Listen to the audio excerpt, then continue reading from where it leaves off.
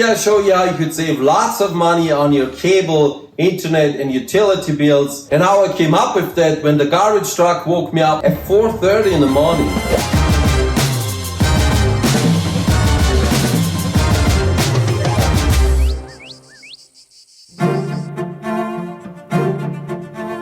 Lately the garbage trucks seem to come earlier and earlier in the morning, but when they came at 4:30 a.m., that's when you lose your cool.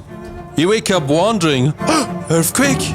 But then when you look out the window, just a garbage truck at 4 in the morning.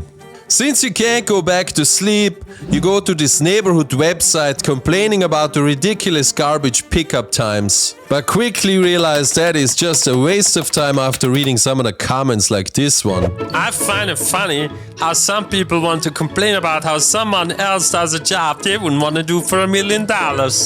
And it makes you think, I appreciate that I don't have to do the job myself, but do we just accept any kind of service? And perhaps you should just roll the garbage out to the street, close your eyes and hope that it magically gets itself to the garbage dump.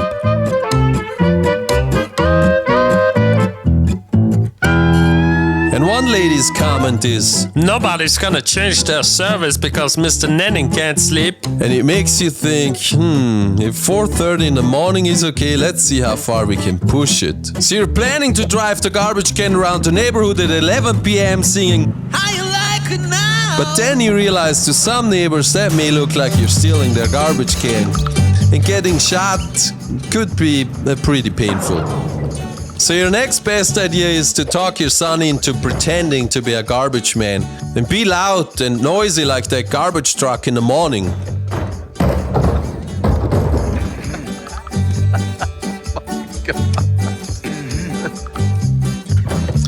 And sure enough, it doesn't take very long until the neighbors start to peek out their windows and come out of their houses to see what the heck is going on.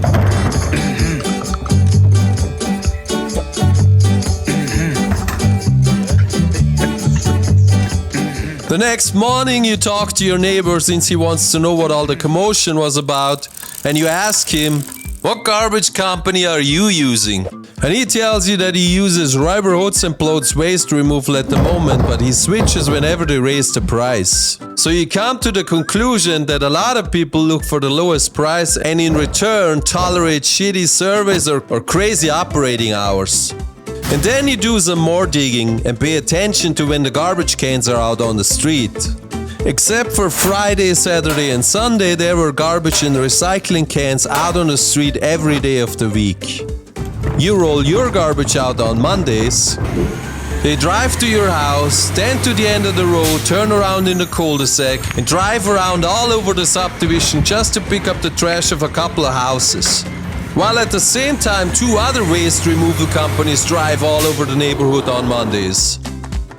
And then on Tuesday, there is 2 other companies and a recycling truck cruising all over the neighborhood.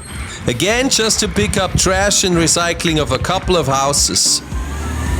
With this 400 household neighborhood but only one street to get in and out, they have no choice but to drive all across the neighborhood, even if they only have to pick up recycling at a couple of houses. With so much talk lately about global warming and reducing greenhouse gases, some things just don't seem to make too much sense. And you just feel like hitting your head against a brick wall sometimes.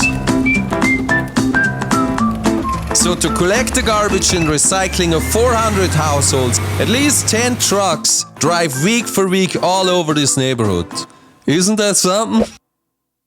So then you get the idea to talk to your homeowners association. They could contact all garbage companies that service your neighborhood and request a quote to pick up garbage and recycling for all 400 households in your neighborhood.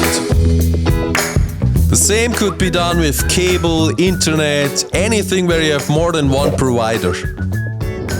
And then you have the idea, there should be an app for that. They need to make that into the negotiator.